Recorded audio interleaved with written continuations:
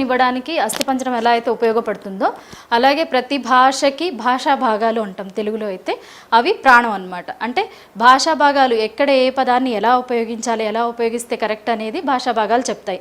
దీన్నే మనము parts of speech అని ఇంగ్లీష్లో అంటాము. ఇవి 8 ఉంటాయి అన్నమాట. నేను మీకు అవి ఇంగ్లీష్లోను తెలుగులో వాటి పేర్లు కూడా నేను మీకు చెప్తాను. భాషా భాగాలు, ఇందులో మొదటిది నౌన్. నౌన్ని మనము తెలుగులో నామవాచకము అంటాం. తర్వాత ప్రొనౌన్, దీన్ని మనం తెలుగులో సర్వనామం అంటాం. మూడవది యాడ్జెక్టివ్, దీన్ని మనం తెలుగులో విశేషణము అంటాం. నాలుగవది వర్బ్, వర్బ్ అంటే క్రియ. ఐదవది యాడ్వర్బ్, యాడ్వర్బ్ అంటే క్రియా విశేషణం. తర్వాత ఆరవది వచ్చేసి ప్రిపోజిషన్స్. ప్రిపోజిషన్స్ని మనము తెలుగులో విభక్త్యార్థ పదము అంటాము. తర్వాత కంజంక్షన్, కంజంక్షన్ని మనము సముచ్చయము అంటాము. 8వది వచ్చేసి మనకి ఇంటర్జెక్షన్, ఇది భావోద్రేక ప్రకటన పదం. ఇవి మనకి ఉన్నటువంటి 8 భాషా భాగాలు ఇంగ్లీష్లో తెలుగులో. ఇప్పుడు నేను మీకు ఒక్కొక్కటి విడివిడిగా దాని గురించి డీటెయిల్డ్గా చెప్తానన్నమాట. మొదటిది మనము నౌన్. నౌన్ అన్నది తెలుగులో దీన్ని నామవాచకంగా చెప్పుకున్నాం. నామవాచకము అంటే ఏంటి అంటే నేను మీకు ఒక ఉదాహరణతోటి చూపిస్తాను. ఉదాహరణకి జేమ్స్ స్టేజ్ ఇన్ హైదరాబాద్. ఈ సెంటెన్స్ కనుక మనం చూసుకున్నట్లయితే ఇందులో మనకేం తెలుస్తుంది, జేమ్స్ అనే ఒక అతను హైదరాబాద్లో ఉంటున్నాడు అని తెలుస్తుంది కదా. సో ఇందులో మనకి నౌన్ ఎక్కడ ఉంది అనేది మీరు ఒకవేళ ఆలోచించినట్లయితే, నౌన్ అనేటువంటిది ఇదొక నౌన్, ఇదొక నౌన్. ఎందుకు వీటిని నౌన్ అన్నామంటే, నౌన్ నామవాచకం అని చెప్పాం కదా, అంటే పేర్లను గురించి చెప్పేటువంటి దాన్ని నౌన్ అంటాం అన్నమాట. ఉదాహరణకి ఇంకొక ఉదాహరణ చూసుకున్నట్టయితే, ఇక్కడ the cat is under the table. ఈ సెంటెన్స్లో మీకు క్యాట్ అనేటువంటిది ఒక నామవాచకము, టేబుల్ అనేటువంటిది ఒక నామవాచకం. The cat is under the table. So ఇక్కడ మనకి ఇది జంతువు, టేబుల్ అనేటువంటిది వస్తువు కదా. ఇక్కడ జేమ్స్ అనేటువంటి అతను మనిషి, హైదరాబాద్ అనేటువంటిది ఒక ప్లేస్ అంటే ప్రదేశం. కాబట్టి నామవాచకం ఏం చెప్తుంది అంటే మనుషులు, జంతువులు, వస్తువులు, తర్వాత స్థలముల యొక్క పేర్లు అంటే ఏ ప్రదేశాల పేర్లు అనమాట. వీటన్నిటినీ కలిపి చెప్పేటువంటిదే నౌన్, నామవాచకం అన్నమాట. ఇది ప్రధానమైనది. రెండవది మనకి ప్రొనౌన్ అని చెప్పాను. ప్రొనౌన్ అంటే ఏంటి, మీరు ఒకవేళ బాగా గమనించినట్లయితే ప్రొనౌన్లో కూడా నౌన్ అన్న సౌండ్ మీకు వస్తుంది. ప్రొనౌన్ అంటే ఏంటి అనేది నేను మీకు ఒక ఎగ్జాంపుల్ తోటి ఎక్స్ప్లెయిన్ చేస్తాను. ఇందాక తీసుకున్న ఎగ్జాంపుల్ నేను మళ్ళీ తీసుకుంటాను. James stays in Hyderabad. He is 9 years old. His father is a mechanic. ఈ వాక్యాల్లో కనుక మీరు గమనించినట్లయితే నేను ఒకతని గురించి మాట్లాడాను.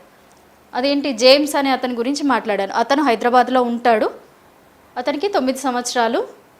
His father is a mechanic.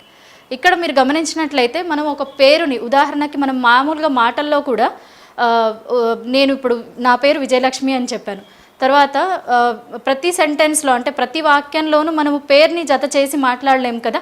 అంటే ఇప్పుడు వస్తువు గురించి కానివ్వండి, మనిషి గురించి కానివ్వండి, జంతువు గురించి కానివ్వండి, ఒకసారి మనము దాని నేమ్ని తీసుకుంటాము, అంటే నౌన్ని యూజ్ చేస్తాం. దాని తర్వాత అంటే దాని గురించి చెప్పాలి, ఇప్పుడు నా గురించి చెప్పాలి, లేదా జేమ్స్ అనే అబ్బాయి గురించి చెప్పడానికి ఇక్కడ నేను హీ, హిజ్ ఈ 2 పదాలని వాడాను. వీటిని ప్రొనౌన్స్ అంటారు. ప్రొనౌన్ అంటే నౌన్కి బదులుగా వాడేది, నామవాచకానికి బదులుగా వాడేదే ప్రొనౌన్ అనమాట.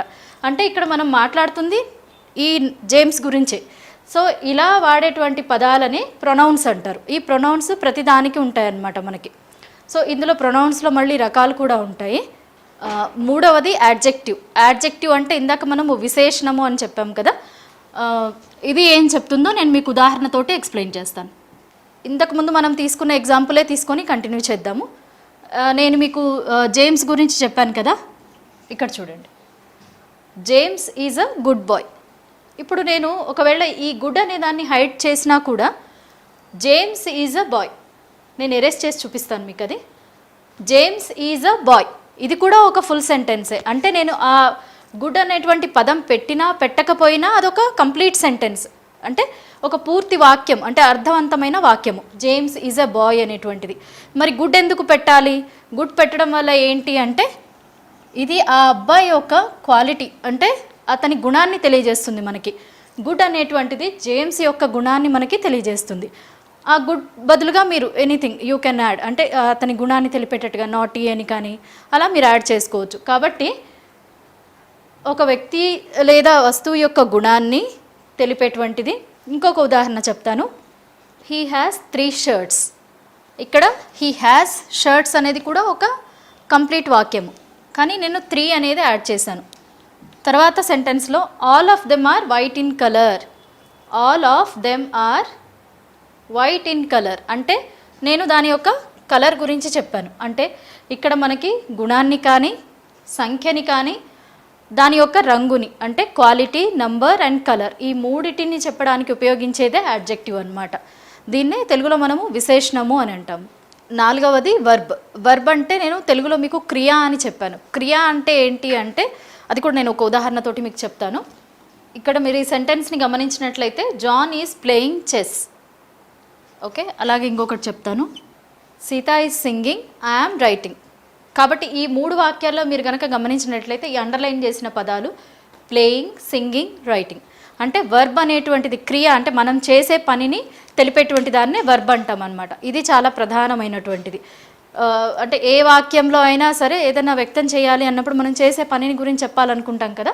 కాబట్టి ఇవి వచ్చేసి వర్బింగ్ వర్డ్స్ అనమాట, అంటే వర్బ్స్ అనమాట. 5వది యాడ్వర్బ్. ఈ యాడ్వర్బ్లో కూడా మీరు గమనించినట్లయితే మనకి వర్బ్ అన్న సౌండ్ వస్తుంది.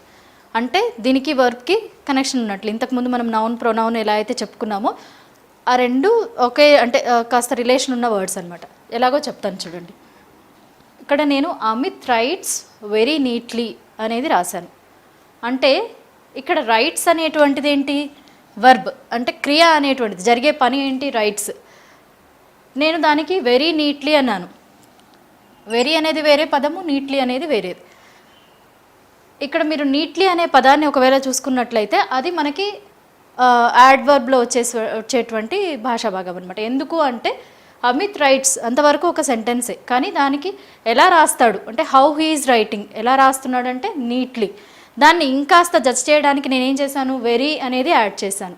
ఓకే, ఇక్కడ వెరీ అనేటువంటిది మనకి యాడ్జెక్టివ్ కిందకి వస్తుంది అనమాట. అంటే ఈ యాడ్వర్బ్ అనేటువంటిది, సో ఇక్కడ మనకేం తెలియజేస్తుంది? జరిగే పనిని ఇంకాస్త ఎక్కువగా, అంటే దానికి క్రియా విశేషణం అన్నాం కదా, ఆ జరిగేటువంటి పనిని ఇంకాస్త ఎక్కువగా చెప్పడం అనమాట. దాన్ని విశ్లేషించి చెప్పడానికి యాడ్వర్బ్ అనేది మనకి యూజ్ అవుతుంది. తర్వాతి భాషా భాగం వచ్చేసి ప్రిపోజిషన్స్. దీనికి ఒక ఉదాహరణ ఇస్తాను, దాంతో మీకు ఎక్స్ప్లెయిన్ చేస్తాను. The book is on the table. ఇది ఒక సెంటెన్స్. ఇందులో మీరు ఆన్ అన్నటువంటి ఒక చిన్న పదం ఉంది. ఇప్పుడు మనం ఒకవేళ ఆన్ తీసేసి ఈ సెంటెన్స్ని మనం చదివినట్లయితే the book is the table అంటే అది ఒక మీనింగ్లెస్ సెంటెన్స్ అయిపోతుంది. అంటే దీనికి అర్థం లేదు. The book is the table అంటే దానికి అర్థవంతమైన వాక్యం కాదు అది. కానీ ఎప్పుడైతే మనము ఆన్ అనేటువంటిది యాడ్ చేసామో ఆ కంప్లీట్ మొత్తం వాక్యానికే ఒక అర్థం వచ్చిందనమాట. ఇక్కడ the book is on the table. On అనేటువంటిది ఏంటి అంటే ఇది ఒకే రకమైనటువంటి 2 పదాలని కలుపుతుంది. ఇట్స్ లైక్ అ బ్రిడ్జ్, అంటే ఆ రెండిటికి రిలేషన్ అనేది క్రియేట్ చేస్తుంది. కాబట్టి వీటిని ప్రిపోజిషన్స్ అంటారు అనమాట. అంటే ఇవి 2 ఒకే జాతికి చెందినటువంటి పదాలని కలుపుతాయి అన్నమాట. ఇంకొక ఉదాహరణ చెప్తాను. ఇక్కడ మీరు చూసినట్లయితే frog lives in the pond. ఇక్కడ నేను ఇన్ ఒకవేళ తీసేసాను అనుకోండి, ఫ్రాగ్ లివ్స్ ద పాండ్ అంటే అది మీకు ఒక మీనింగ్ఫుల్ సెంటెన్స్ అవ్వదన్నమాట. ఎప్పుడైతే మనం ఇన్ అనేది యాడ్ చేస్తామో అది కంప్లీట్ సెంటెన్స్ అవుతుంది. అంటే ఇన్ అనేటువంటిది ఒక ప్రిపోజిషన్. ఇక్కడ 7వది కంజంక్షన్. కంజంక్షన్ కూడా జత చేయడానికి ఉపయోగించేటువంటి పదమే. కాకపోతే ఇందులో 2 కన్నా ఎక్కువ పదాలని జత చేయడానికి కానీ లేదా వాక్యాలని జత చేయడానికి కానీ మనము కంజంక్షన్ అనే దాన్ని ఉపయోగిస్తాము. దీనికి నేను ఎగ్జాంపుల్ చెప్తాను. ఈ వాక్యాన్ని మీరు ఒకవేళ గమనించినట్లయితే I bought tomatoes, chillies, potatoes, brinjals and carrots today. ఇందులో మీరు ఈ పదాలన్నీ గమనించినట్లయితే ఇవి ఒక గ్రూప్ ఆఫ్ వర్డ్స్ అనమాట. అంటే ఒకేలాంటి ఒకే గ్రూప్కి సంబంధించినటువంటి కొన్ని పదాలు. ఈ పదాలని మనము ఒక్కొక్క దాన్ని కామాతో సపరేట్ చేసాము. లాస్ట్ బట్ వన్ అంటే ఇంకా ఆఖరి పదానికన్నా ముందు మనము ఎండ్ అనేటువంటి దాన్ని యూజ్ చేసాము కలపటానికి. కాబట్టి ఇక్కడ ఎండ్ అనేటువంటిది కంజంక్షన్ వర్డ్ అనమాట. ఓకే, ఇంకొక చిన్న ఉదాహరణ చెప్తాను. I ran but could not catch the bus. అంటే నేను పరిగెత్తాను కానీ బస్ క్యాచ్ చేయలేకపోయాను, బస్ని అంటే బస్ ఎక్కలేకపోయాను అన్న మీనింగ్ అనమాట. ఇక్కడ మనం ఒకవేళ బట్ తీసేసామనుకోండి, I ran could not catch the bus అంటే నేను పరిగెత్తాను బస్ని అందుకోలేకపోయాను. కానీ ఈ రెండింటికి మధ్య కనెక్టివిటీ అనేది మిస్ అవుతుంది కదా.